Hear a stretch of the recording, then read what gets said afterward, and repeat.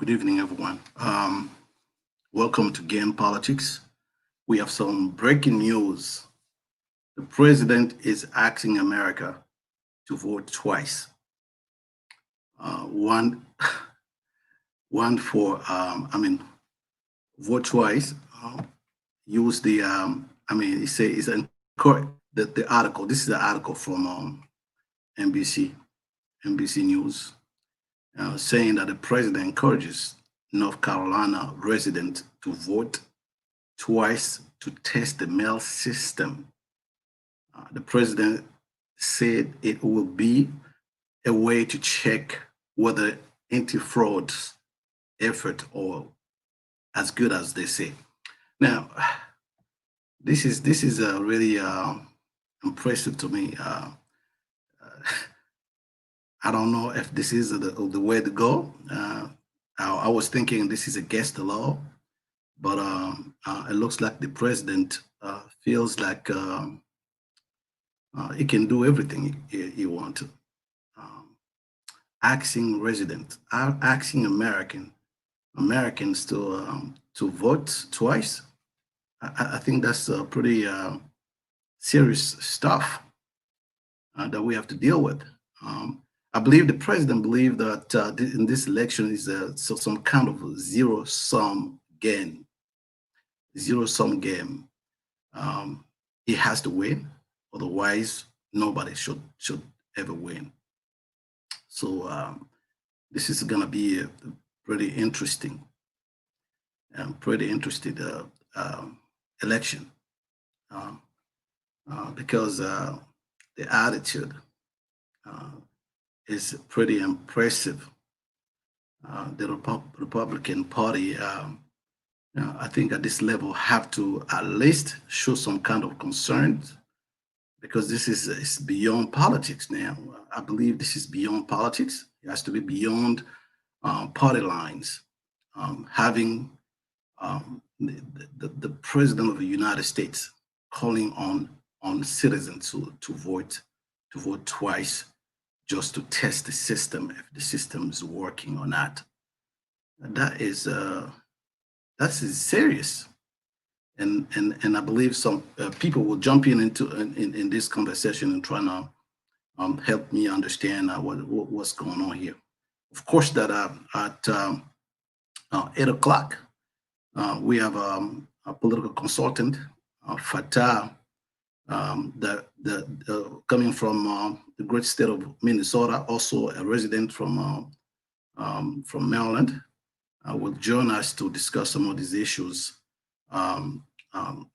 facing our nation. This is a very critical moment. It's a critical time, and I believe we, as a nation, have to find a way to deal with this unprecedented time that we're living in. So, it's going to be a pretty interesting show. We going to play some short videos while we're waiting for our guest to show up and to tell us about what she's been doing in between Minnesota and Maryland. And everybody that want to be a part of this conversation, please feel free. You can. You can send us a message if you want to participate in this program tonight. Let us know, text us, and we will send you a link to be a part of this conversation. It's very, very, very important. Okay, so I'll be back in a few. Before the victory is won, some will be misunderstood and called bad names and dismissed as rabble-rousers and agitators. But we shall overcome. We shall overcome because the arc of the moral universe is long, but it bends toward justice. That is a very powerful quote by Martin Luther King. The arc of the universe is long, but it bends toward justice. I believe this is a time where we actually we are as a nation, as a people, supposed to reflect on this kind of wisdom, because the country is really, really, really going through a very, very difficult times. This is a dark time for America when the leadership don't display the confidence in our system. I think it became a very serious issue. This democracy is very fragile if we don't have leaders with the moral ability to give us confidence. I believe if we want this country to head on the right directions, we really, really want to. We have to do everything possible to make sure we put somebody that is responsible. This is what we see right now with this president is not something that encouraged everybody to really think this is a system that will continue to work. The president have said so many stuff. He probably got away with a lot of some of this stuff, but now when it comes to denying the capacity or the ability of this country to be able to have a democratic election, I think that is troublesome. And I just hope in the end we found as American, as a unit, we found a way to deal with this and to go out of this situation. This is a really, really, really very controversial. So like I told you, today with me, I have a special guest, a special guest that will definitely spend some time with me to discuss these issues. This young lady, very smart lady, Fata Acquoi, she's a Liberian-American millennial and resident in Maryland with strong ties to Minnesota state politics. In addition to that, to her past experiences serving, she served as a research consultant for the African Union and the Diaspora Millennial Liaison for the Embassy of Ghana in Washington D.C. And she also served as a program director with African Immigrant Services, the AIS, in Minnesota for 2 years. So this is a pretty grounded young lady that will be with us to try to give us her own perspective, but also to inform us on everything she's been doing to help, really to help to galvanize young people, because young people will be pretty important in this coming election. We need, especially the millennium, they need to be more involved. We need the young people to get involved and to change the direction of where this country is heading. So without further ado, I'm going to bring her to the show, and we will listen to her. She will introduce herself, and then eventually we will try to have a conversation on any ongoing issue in this country. So let me welcome the one and the only, the beautiful Fata Acquoi. Did I say your name correctly? You did. Yes, you did. You look awesome. Thank you for coming on the show. We are living in a very, very dark times. I don't know if you were able to see the recent the breaking news. The president asking the resident in North Carolina to vote twice. You had to vote twice in order for you for them to test the system. That's pretty troublesome information, and I don't know how you're gonna be able to give your opinion on that. But before, let me ask you how you doing. I'm doing great. It's a great day. I'm wearing yellow. I'm joyous. I'm glad to be alive, and I'm excited to discuss issues, current issues, that I care about, and I think that a lot of people listening care about as well. So I'm excited. Thank you for having me on. Of course. You've been doing so much as a young person. You've already accomplished a lot, and I know, right? Minnesota. You're in Minnesota. You also part of your experiences here in this area, the DMV area. You went to Georgetown, George Washington University. Yep. So you are really related and tied with this area. So tell us a little bit your experience with politics. What made you actually get into politics? What's your experience? I'm a Liberian-American, and I came to the U.S. in 2002 towards the end of the Liberian Civil War. And so previous to that, my father, who I look up to, who's probably my political mentor, was very involved in the Liberian political system. He also was very involved as a lawyer, and he kind of taught me of how to basically put my ideas together, how to argue for the things that I believe in, how to stand up for myself, and how as a woman to show up in spaces as an African woman and still be able to speak my mind, as well as take the wisdom from those around me. And so I definitely look up to my father for bringing me into the political space. In the US, I would say what got me politically active was 2008 election. I think that was probably for the youth. That was the one that really got us with Obama 2008. Although I could not vote, I was very involved in organizing.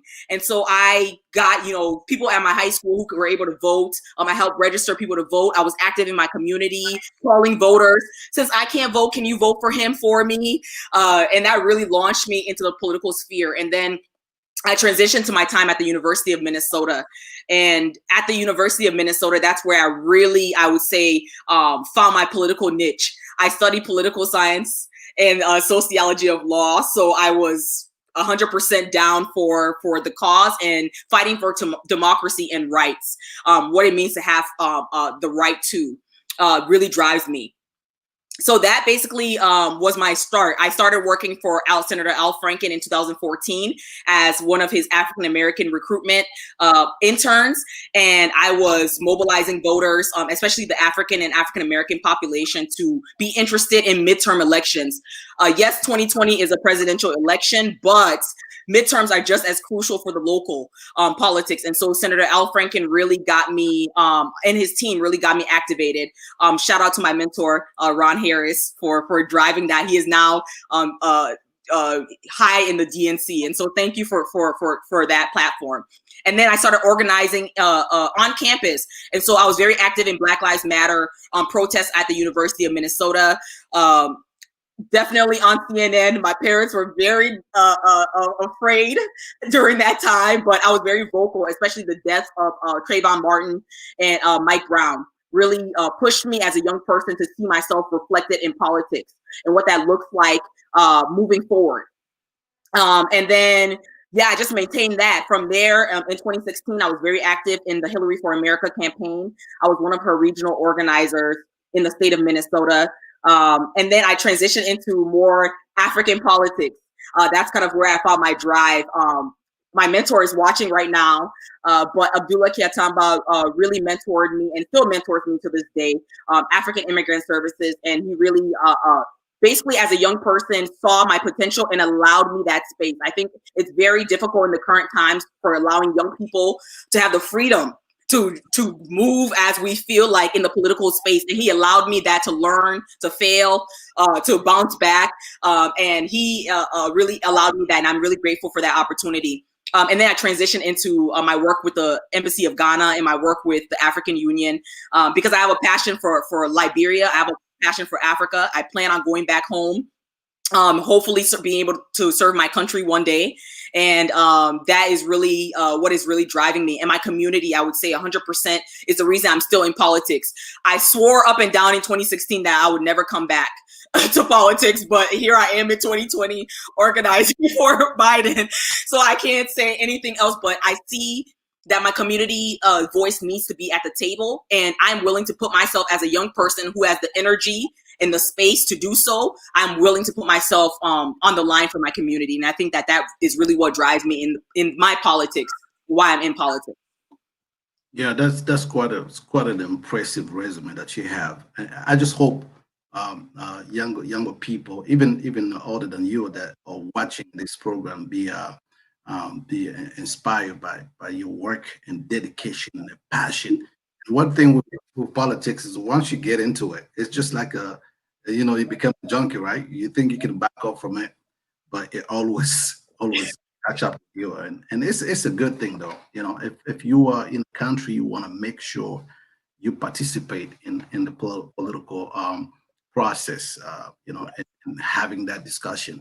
And because the major outlet, the mainstream media, possibly won't give you that opportunity to come and express yourself. Then they say if you don't have a seat at the table, you make your own seat. That's why we're doing this. It's to let people know we're here too, and although we are African American, but we also a subgroup of the African American, the African immigrants. We're here, and we are here, and we contribute to any level of whether it's politics, economics, businesses, and all kind of stuff. It's very important for us to have a voice. We have to have a voice, and younger people like yourself, the job that you're doing is awesome. Since 2008, starting to be excited about politics, although you were not at the age to vote. That is actually the first year that I, started voting. Finishing college, and the Obama campaign was actually, the first time I really were a part of the political process. So that's pretty good. That's pretty good. And you just said something. You want to go back home. You don't feel uncomfortable staying here. What make you go back home? You think they need you more back home than here, or it's just everything that is going on in this country? You're not feeling comfortable enough to stay and continue to contribute to this nation.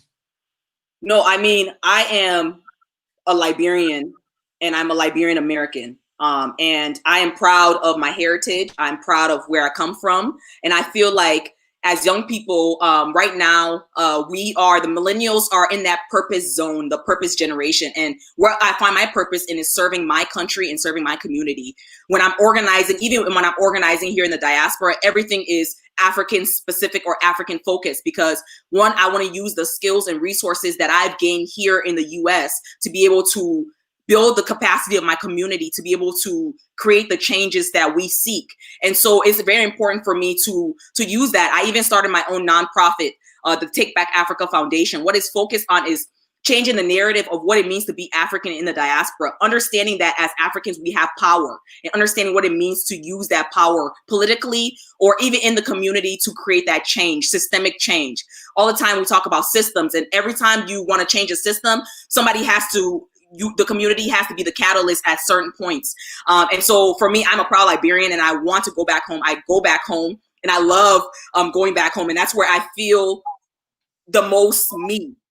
And so, yes, I love living in the US. I love my community here, but I still want to, that is what I feel like I was put on this earth to do. That is my purpose of contributing back somehow to my country and moving my country in the right direction. And so my political path or my career path is leading me into the international affairs realm. So I would want to be an ambassador for Liberia. I want to serve my country in that capacity. And I want to use the resources that I've gained here, as well as use that to build the capacity of my people back home. Absolutely. God bless you for that. We Liberian really need some leaders, and I just want to count you among these people. The world can only get better with young folks, young people like yourself. And like you said, beginning have to be engaged. And this education and the experience that you have, once you go back, I think the country will benefit. And especially if America is not smart enough to just to keep you here, right? It's going to be a loss, because this is the moment where America will really need diversity in thinking, in leadership, in the way of doing stuff. We have to go away from this business as usual and the old dirty politics, the old way to do things, do business. So your experience in Minnesota, and you go back and forth from Minnesota to Maryland. So you've been working in different campaigns. And what is your impression on this coming election? Do you think this is going to get ugly? Because you listen to the president asking Americans to vote twice just to make sure our democracy still works. Is that trouble you? Is that, make you think twice? It does trouble me. I'm a political science major and I study the democracy, and that is the beauty of the core of what we're all aspiring to be, or we want our nations to be, is a democratic state that understands people and understands the benefit of the majority, or just the benefit of having voices be heard, whether it's the minority or the majority. And understanding our elections are very important, especially in the democratic cycle. It's very disturbing to hear, because as an African, let's be frank, we look up to the U.S. and we look up to the United States political system as kind of the beacon of what democracy should look like in our country. And even us that go back home in the diaspora, we talk about this is what voting should look like. This is what a political process should look like. But right now we're shaken, Yes, people know that I organized for the DNC, or the Minnesota DFL, and I have that history on that side of the coin. But it does not mean that I am not scared for democracy right now. And I think that we should very much follow this election. This election will be consequential, regardless of how we see it. It will be consequential, just because right now people are so scared. Right now we're living in such a fear mongering time where we're being divided as people. We're no longer seeing the humanity of what it means to have differences in opinion. Not all Democrats have the same opinion, and not all Republicans have the same opinion. It's the reality. But right now we're being told that this guy is good, this guy is bad. If you don't vote for this person, this is what is going to happen. And we've never seen it this crazy before. And I say crazy because we're in a pandemic time. We're in a time where lives are at stake. Our safety as humans are at stake, and we see our country numbers in COVID rising, and people are scared, and people are relying on other sources like mail-in voting, absentee voting, and we're being told that system may be broken because the post office doesn't have enough money to be able to sustain what they're doing, or they're taking away mailboxes and things that we thought were safe zones for our democracy. And also the idea is, you and I both know as people in politics, that you're not allowed to vote twice. No, it's against the law. You can't. It's the law. It's literally, you can definitely be arrested. We've seen cases where you go to jail for voting twice because they thought that you were trying to scam the election. That is the reality of it. And so it's very scary that we're seeing our leader, regardless of what time it is, he is our leader and he is our president. And so it's very scary for a president to be telling people to vote twice, knowing that the consequence of that is that their vote will not be counted. But the president has a legacy of bailing out, bad behaviors. He will say, knock him in the old days, just knock him in his face, and I will bail you out. So if he asks you to go and break the law, he already probably will get you out of prison. Let's just say I don't think that he has that much money to bail out as many Americans from North Carolina to be able to do that. I think it's a very scary time, and I'm actually scared, and that's why I think that we all need to really be involved, whether or not you like politics or not. This is about our democracy and what it means to be American. We are all proud to be American, regardless of if we feel like the system is not working for us. And we need to understand that it is important, whether you're a Democrat or Republican, to uphold that status of what it means to live in a democratic republic. And we cannot allow anything to differ from that. And I believe that strongly. Coming from Liberia, again, we've seen when systems have not worked. And we've seen the other side when a system has worked. And so we cannot allow ourselves to go back into that mentality. Yeah, listen, America is still a beacon of democracy, man. It is. If we lose that, then that's it. This is the only place that gives hope to Yep. them. But if you have a leader that sending these kind of messages, you know, that you want to test this democracy, go and vote twice. At one point, I was like, okay, maybe let me go and vote twice. Nah, this is against the law. Nobody can do this kind of stuff. And you just mentioned something very important, and you all have to be involved in this. And what I'm trying to do is there was a clip that went viral on the internet. Somebody calling on us the importance of us getting involved, like seriously involved. I'm gonna play that clip real quick, and then when we come back, let's continue to dissect and go through this. The person is talking actually talking about the importance, the consequences of us not taking this stuff seriously. Okay. So we're back in just 1 second. You disqualify yourself when you sit at home. And beloved, voting is not simply about what president will sit for the next 4 years. When you fail to vote, you do not understand the judicial legacy that a president leaves long after he is in office.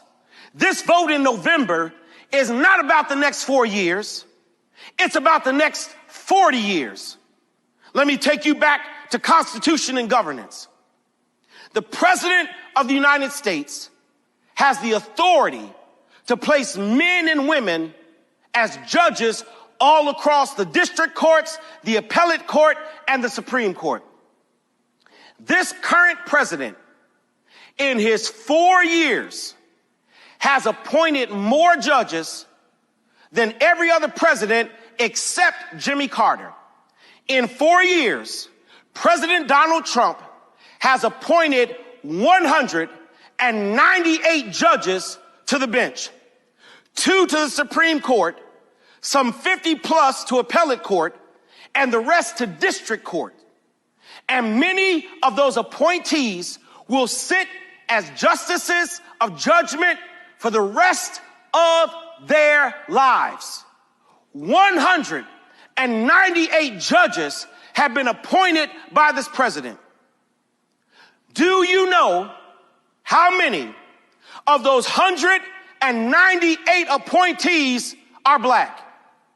Do you know how many of the 198 appointees of this president are of color? Of the 198 judges that this president has placed on the bench, not one of them is black. Not a single black face sitting as a judge under this president.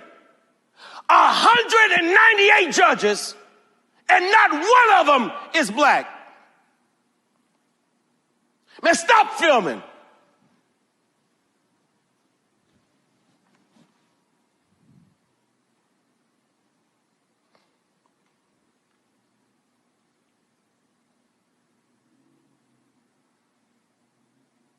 A 198 judges. 198 judges, and not one is black. So when you don't vote, you don't determine who stands at trial. When you don't vote, you don't get to sit in the jury and determine the fate of those in trial. When you don't vote, you don't get to help determine the judge that sits on the bench. So don't tell me you out here hollering Black Lives Matter if you don't vote. Black lives don't matter to you if you don't vote. Don't tell me you're mad that Daniel Cameron has not indicted the police officers who killed Breonna Taylor if you don't vote, because you ain't got nothing to do with it. How dare you not vote?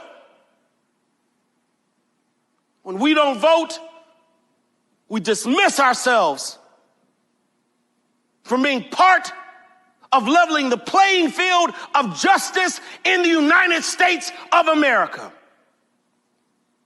198 judges, and not one is black.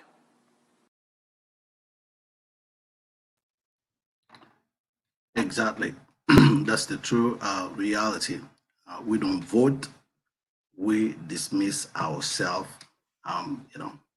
just as American people, and especially if you're black, knowing the history of this country, knowing that people actually pay the way with their blood, sweat for you to vote. If you don't vote, this is like, you're insulting yourself. And especially in this election, this very election is incredibly important. And regardless, because within our community, the black community, you have Republican, like hardcore Republican, and you have Democrats as well as independents. So it's important to vote. Part of you being a citizen is to participate in that, a political process. The man says everything. I want you to just jump in and trying to digest all this strong message. When I heard it, when I saw it on internet, I thought that was it. When it comes to vote, you just have to vote, because it was talking about the next 40 years. That's how much impact, because those judges, once they're in place, they're in place. And then we wonder, something happened in the nation, we don't have the justice we're supposed to. Well, because people that's supposed to bring that justice to us or not, usually people who are, people that have our interest at heart. So I'm going to let you kind of digest the message and trying to tell me what you think about it, so that you can also kind of call on those young people that your friends from college, people in your neighborhoods. You are actually a community organizer, so you know already that this have to be a powerful message that you can send to your friend and family. So just jump into it, dive into it. What I can say from my perspective is that we're at a time where this election is crucial, because we're not just voting in, like you said, a presidential election. You're voting for local and judicial. The importance of the local right now is very crucial when we're talking about the changes that we want to see in our cities and the changes that we want to see in our states. Right now we have, for example, I organize in the state of Minnesota. So we have the House and Senate. We have important seats and important legislation that can even affect, like, for example, he talked about Black Lives Matter, but talked about accountability for police. Minnesota House proposed a bill. Minnesota Senate, these are bills that are on the floor that are being voted on by our legislators, who are then going to trickle down into our community, whatever they vote for. And so it's very important. The election cycle is we're focusing on local. If you actually want change, you're more affected by the local than the presidential. And so right now it's more crucial than ever. Like, I'm from Minnesota. We saw Minneapolis burn. We saw Minneapolis riot post George Floyd. George Floyd wasn't the first police killing. I marched for Jamar Clark. I marched for Philando Castile. This is what we're talking about. We're talking about, where do we say that enough is enough? Where do we say that the power behind voting is just as crucial as voicing our opinions on Facebook, or voicing our opinions with our friends and family via text? Right now is when we can say enough is enough. And this is where we can use that power that we're given, our constitutional right to be able to vote. And so just like he said, right now, I keep telling my friends who are like, oh, I don't really care about the presidential side. I'm saying, I'm voting for Ruth Bader Ginsburg, whoever is going to replace her, because she's sitting on the Supreme Court, and she is the one that is holding what I know to be women's rights, and she's holding the feminist perspective that is has been missing on the Supreme Court for so long. You're not just voting again for just a president. You're voting for a long list of people who are going to affect your daily life. affect the judicial system. Like I said, expect your local, your city council, even your school board. Right now, we have school board members voting to put kids back in school, and they don't have any mechanisms put in place for COVID.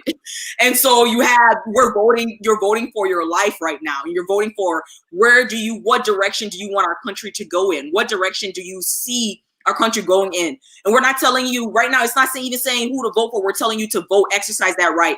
And as Black people in this country, we must understand, especially as an African immigrant, the people that have died, especially our African Americans, brothers and sisters that have sacrificed their lives and put their lives on the line for us to have this opportunity to vote in a country that we are now naturalized in.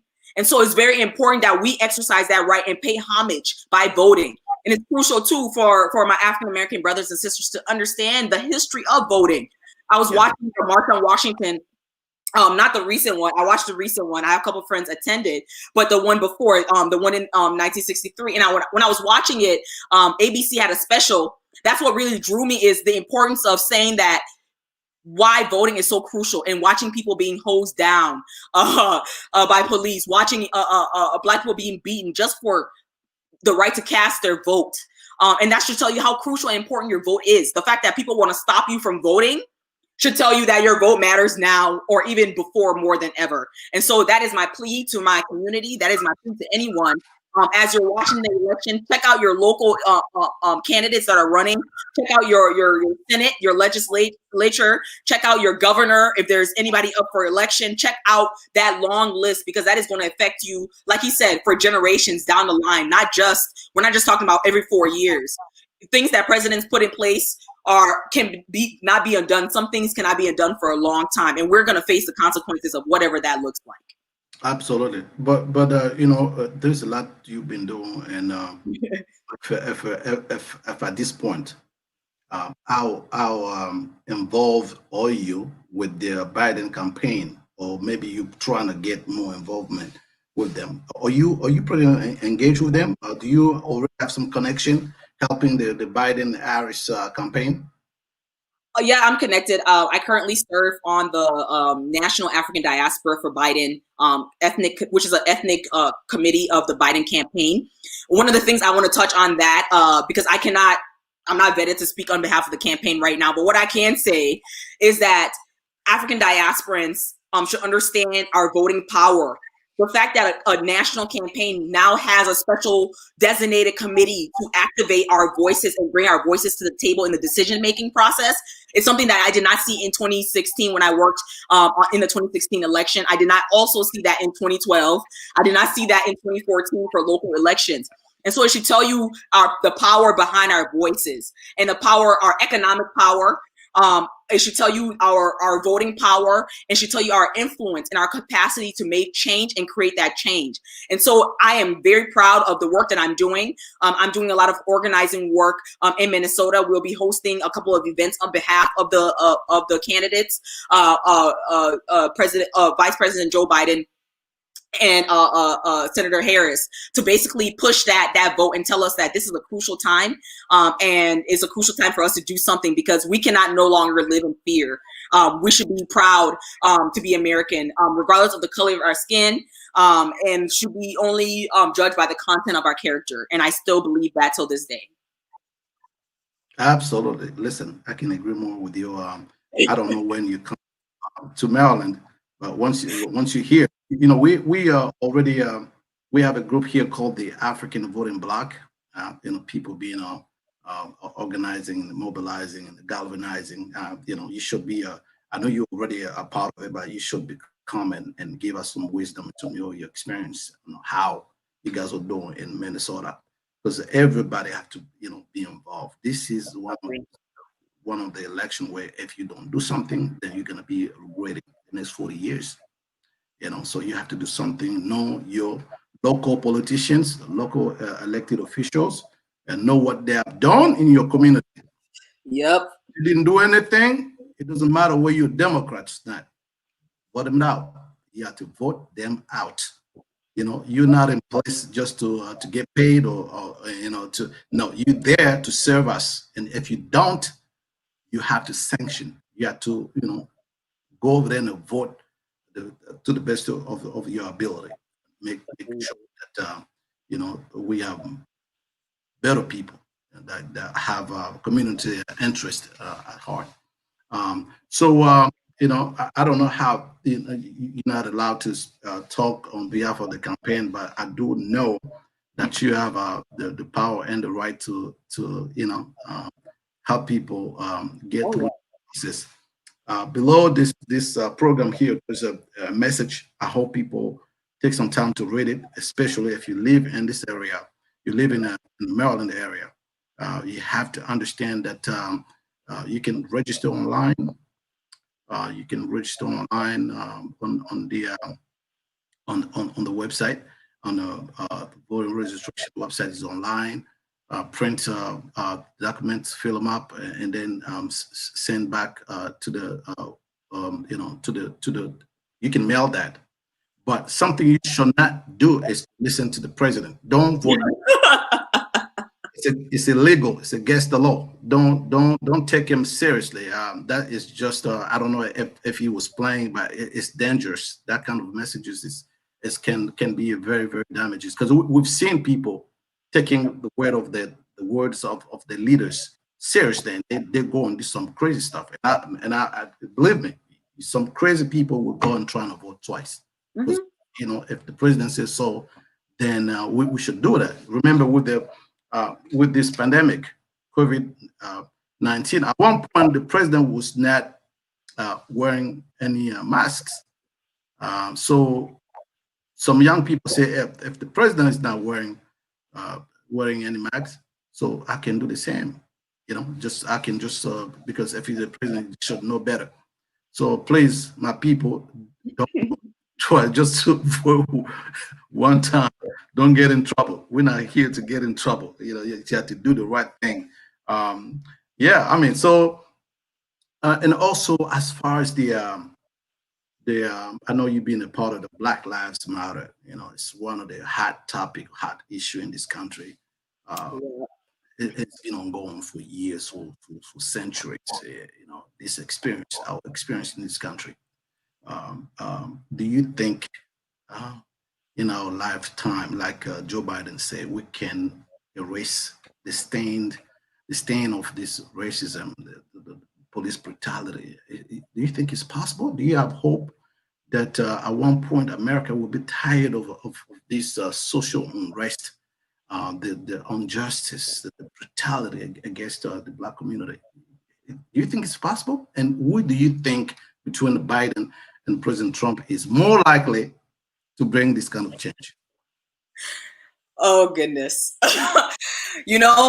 Like you said, I've organized with Black Lives Matter in the state of Minnesota.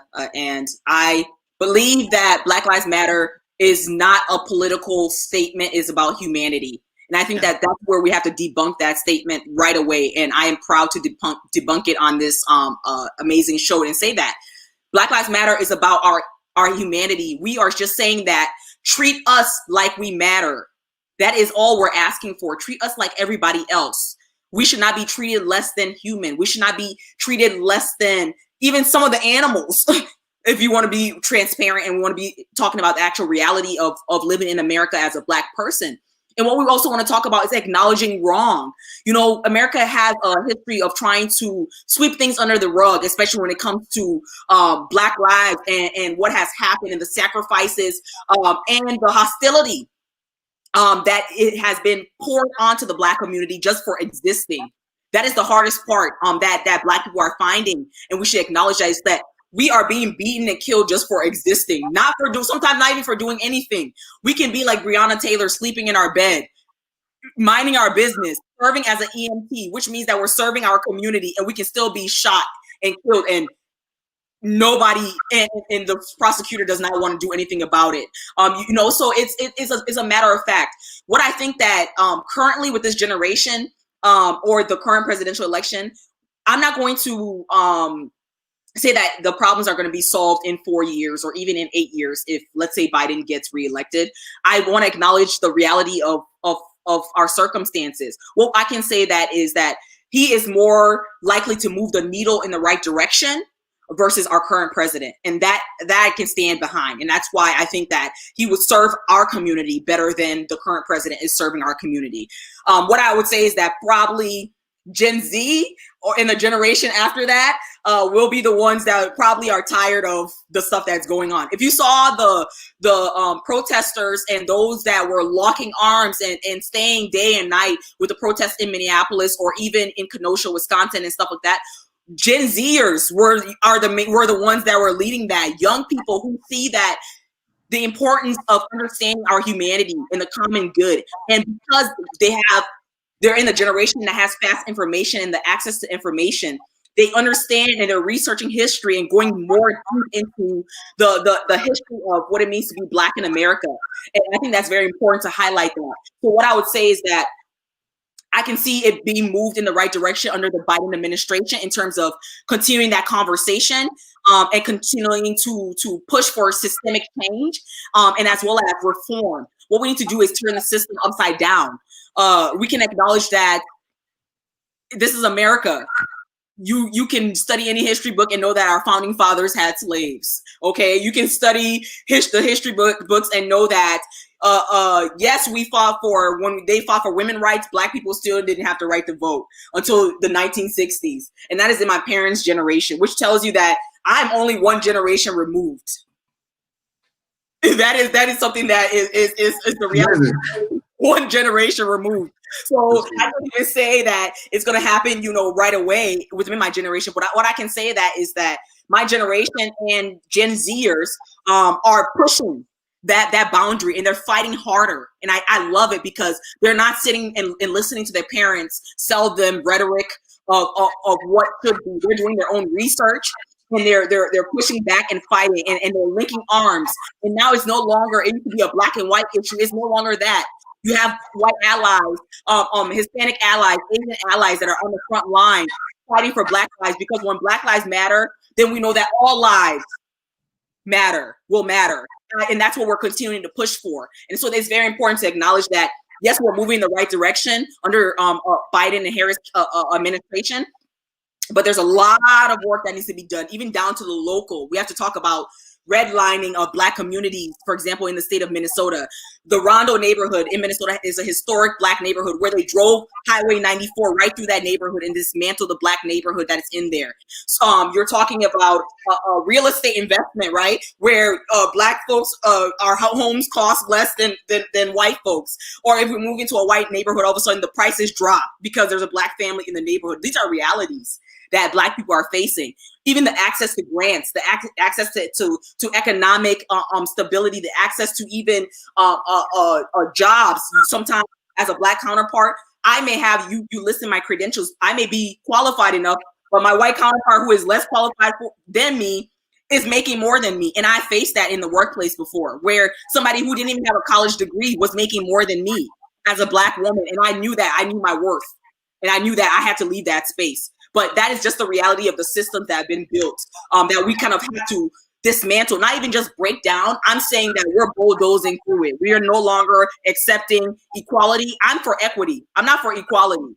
Equity is justice. We're not talking about we want to be equal. There's a lot of things that are unequal that have been built against us. We're talking about equity. We want the ladder to go. We're ready to go. And that's where Black women are leading movements. Black Lives Matter was founded by Black women.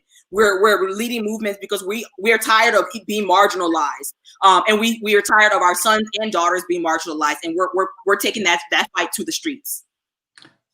It's I think you touched on a very, very important subject matters.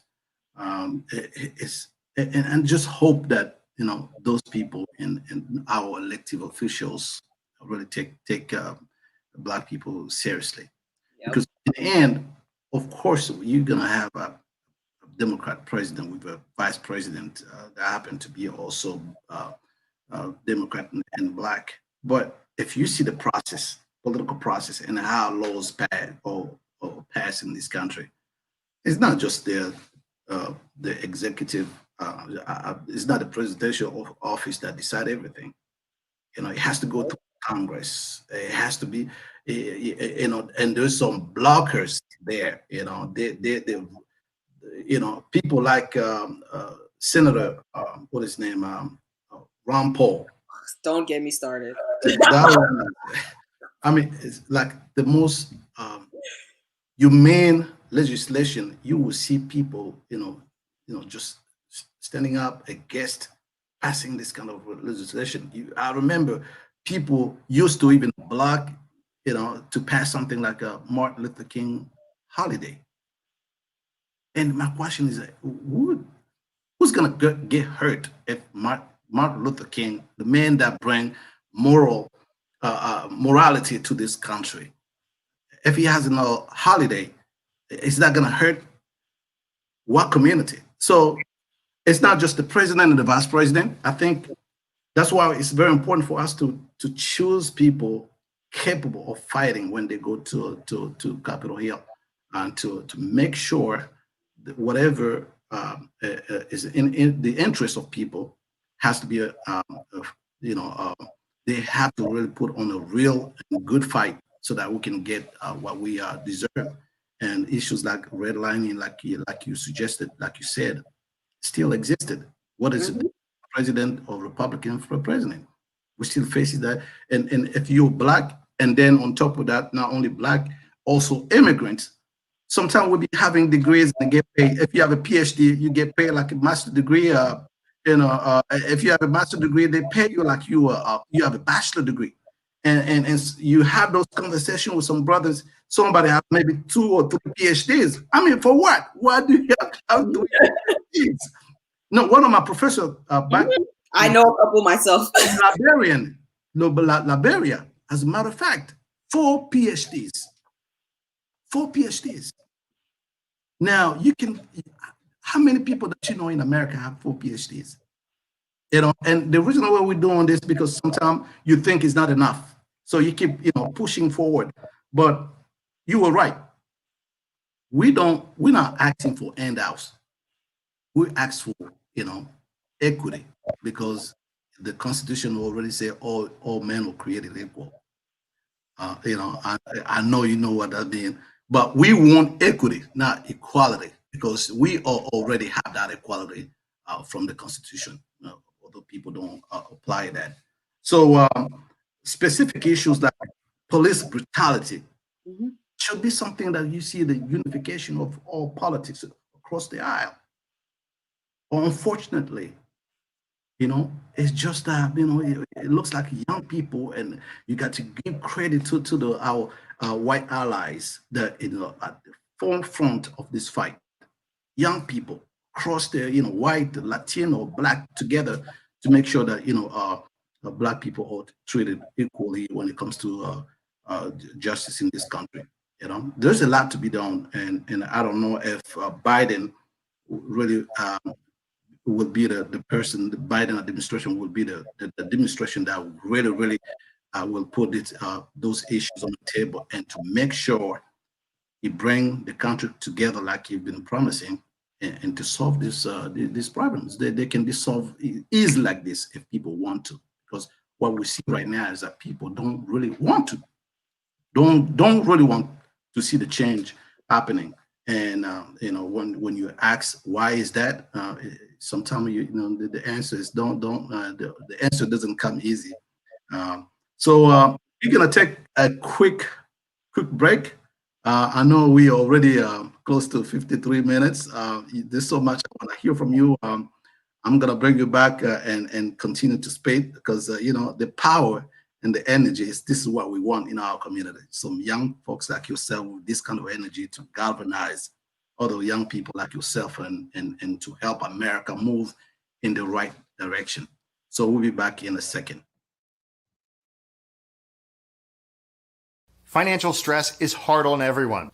Your family, your children, your entire life can be affected. With constant harassing calls from creditors serving as a constant reminder of your financial crisis, it may be time to take action.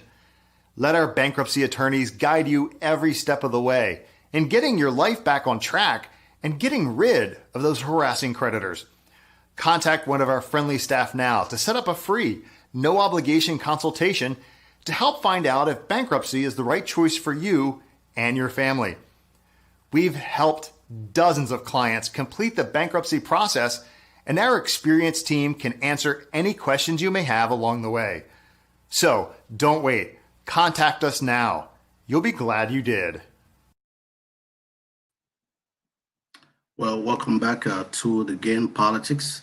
We have a wonderful, wonderful young lady, political consultant, have been doing so much already. And this is just the beginning. And I'm going to bring back my friend here, and we will continue this conversation. So I don't know, at this point, you just have to tell me, what can we do? What can we do in terms of helping this campaign? Because it looks like the passion on the Republican Party, like Trump supporters, seems to have more passion than Democrats. That's just my opinion and my perspective. We just have to have the same kind of passion as the Republican one. Because the President Trump even said, I can stand on Fifth Avenue, shoot somebody, and still have the support. So can we in the Democratic Party have that kind of passion? And what can we do to really make sure we make people understand that this is it? Don't miss this out. Go there and do something about this election. I think that what is important to understand is that you are never going to have a perfect political candidate. And I feel like the Republicans have accepted that. And I feel like Democrats need to work on accepting that. One of my political mentors told me, the president that we want is versus the president that we need. We need somebody who is like Goldilocks, not too hot, not too cold, just right in the middle. And that's the moderate type. And that's what the current presidential campaign of the Democratic Party looks like with the Biden-Harris campaign. We have to understand that we have to mobilize. If you want progressive change, and if you want change that is going to trickle down to your community, that is through local politics. And we have to understand the importance of the political system. So many times we rely and we say a president should be the one that reforms everything. A president should be the one, he should be perfect. He should believe in this, he should believe in that, and he should, move this way. But that is not the reality of what it is. What we have to understand is that your local politician, your city councilman, your school board, your mayor, and your governor, and your state legislator are the ones that are really impacting your life on a daily basis. And that's what you have to understand, the importance of that. What we want is somebody who is in the middle, that is able to understand the different sides of the coin of the Democratic Party and understand what it means to be an American in general. What we need is somebody who can unite the country. Yes, I'm a Democrat and I'm mobilizing, but at the end of the day, I want a president who makes me feel American, even if I'm Democratic or Republican. And that is the importance that I'm fighting for. And that's why I'm so invested in this election. I'm tired of feeling marginalized. I'm tired of being scared and walking on eggshells because I feel like if I say one thing wrong, a Trump supporter will come and shoot me, or I'm scared to even show up to rallies and support movements that I care about because I may get shot or I may be run over by a car just by exercising my freedom of speech, which was something that I believe is so American. And it is the fundamental nature of being American. I'm so scared to do or say now. And so that's what I think is very crucial and important for me. And that's why if you're Democrat right now, Democratic Party is not just pulling in Democrats. We're pulling in those who are in the middle, right? The independents, those who haven't voted before, who don't even have a party, or those who are saying, well, I want to be Green Party or create my own party. We're pulling you in because what we're saying is right now we need to stabilize our country. Right now, if we believe that we want to keep America great or make America great, we have to uphold the standard of what it means to American, and that means to be American, that means valuing people. And that's the importance of what it means to be American to me is having value, having access to opportunity, regardless of the color of my skin, and feeling like I can disagree and still be safe in a current climate. And that's what I'm fighting for.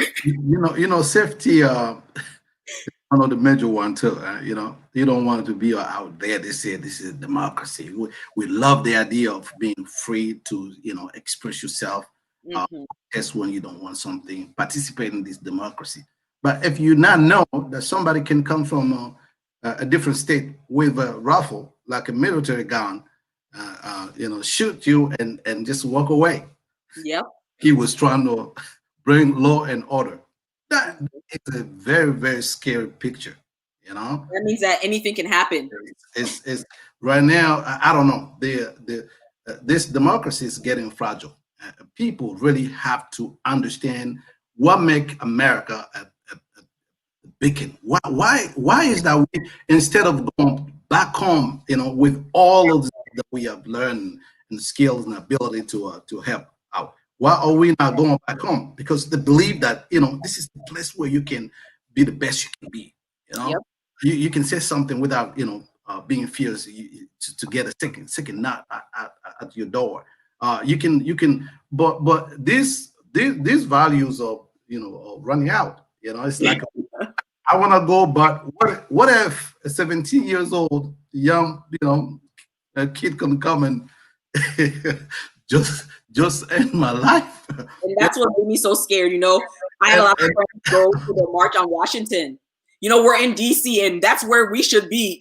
We should have been the ones at the March on Washington, but I was so afraid because that came directly after Kenosha. And I was afraid because now we're living in a time where we just don't know if we're safe to do anything. And so that's just the reality of it. And it's a scary time. It's complicated. We having those good people on both sides, and sometimes you don't know finally what's the definition of good people anymore. Yep. So listen, we are beyond. We were scheduled for 45 minutes, and the conversation is so good and juicy. I just want to be here 2 hours, and just to make sure that you're welcome back on this show. I know you'll be back here in Maryland sometime. By and trying to bring some of these wonderful energy. We have the African voting bloc, and when we say African voting bloc, this is not just the African immigrants. This is everybody that consider themselves, that define themselves as African, whether you're from diaspora, African American or Caribbean, everybody.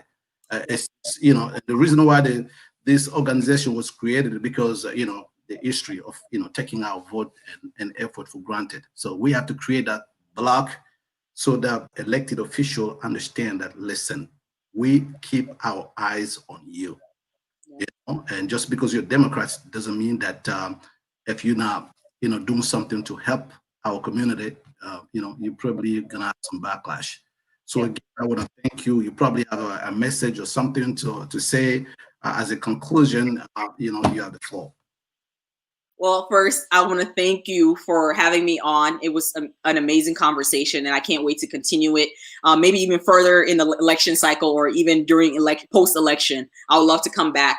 What I just want to say is that it is so important that we as a community, especially as a Black community, stand firm and stand strong and believe in our capacity as a people and our power, whether it's our voting power or it's our power to create systemic change. We do have that power, and we do need to be united in that front. And understanding that Black is not a monolith. We understand that there's diversity in Blackness, and that's what makes us beautiful, and that's what makes us strong.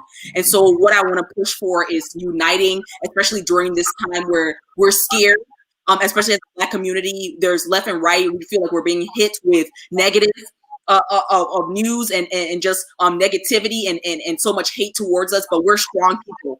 And we've dealt with way worse than this, and we'll definitely get through this. And so I believe in our community, and I'm strong, and I'm fighting for us. And what I want to tell you is help me do the best I can do by voting in November, and help me make that change by making sure that you're staying up on politics and staying up on your community and understanding what is going on in your back door, because that's always going to trickle down into your home. Fata Acquoi, a pleasure to meet you. It was an amazing conversation we had with you. Like I told you, this platform was created for folks like yourself. Come back anytime. We will be happy to see you here again. So, my sister, you have a good night, and looking forward to speak with you again. Thank you. All right. Okay, so that concludes our program for today. The Global Affairs Network is a platform that deals with education, business, and politics. We're here to serve the community, having this platform to give a voice to the voiceless. So whatever you are on this globe, feel free to contact us if you have an opinion or a message to pass on. So we want to thank you again, and God bless you. Before the victory is won, some would be misunderstood and called bad names and dismissed as rabble-rousers and agitators. But we shall overcome. We shall overcome because the arc of the moral universe is long, but it bends toward justice.